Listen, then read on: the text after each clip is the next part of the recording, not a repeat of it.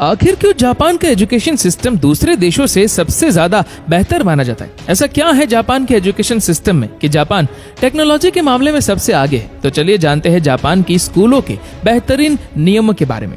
दोस्तों, जापान में स्कूल का टाइम सुबह 8:30 बजे से शुरू होता है और सभी को टाइम पर पहुंचना जरूरी होता है। अगर स्टूडेंट 5 मिनट लेट हो जाता है तो उसे 1 सप्ताह तक जल्दी आकर अपनी क्लास की साफ सफाई करनी पड़ती है और यही उसकी सजा होती है। साथ ही जापान के स्कूलों में जो भी चीज सिखाई जाती है वो हर चीज प्रैक्टिकल करके ही समझाई जाती है। यहाँ पर सभी बच्चे सभी चीजों को प्रैक्टिकल करके ही सीखते हैं, इसीलिए यहाँ के लोग सबसे ज्यादा इनोवेटिव माने जाते हैं।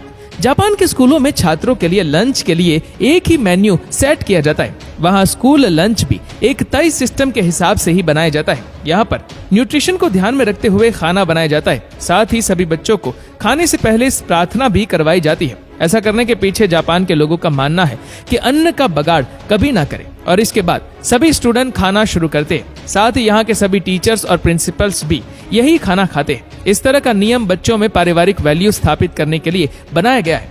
हैरान कर देने वाली बात तो ये है कि खाना खा लेने के बाद यहाँ के स्कूल को क्लीन करने के लिए कोई सफाई कर्मचारी नहीं होते, बल्कि स्कूल के सभी स्टूडेंट को मिलकर पूरे स्कूल की सफाई करनी होती है और स्कूल के सभी टीचर और प्रिंसिपल को भी ये सब करना पड़ता है। इसमें क्लास में झाड़ू लगाने से लेकर बाथरूम साफ करने तक सभी चीजों को साफ किया जाता है और इससे स्टूडेंट को साफ सफाई रखने की वैल्यू पता लगती है और यही काम को वही लोग अपना कर्म समझते हैं। साथ ही ऐसा इसलिए भी किया जाता है ताकि बच्चे बचपन से ही अपनी माँ के घर को साफ करवाने में मदद कर सके और साथ ही टीचर्स और प्रिंसिपल्स भी ये काम इसीलिए करते हैं ताकि बच्चों को ये दिखाया जा सके कि साफ सफाई करने में कोई छोटा या बड़ा नहीं होता। साफ सफाई करना छोटे से लेकर बड़ों तक सभी का फर्ज होता है। साथ में स्कूलों में बच्चों को ये भी सिखाया जाता है कि लोगों के साथ बातचीत कैसे करें, लोगों का मान सम्मान कैसे रखें और अपने भगवान को याद जरूर करें।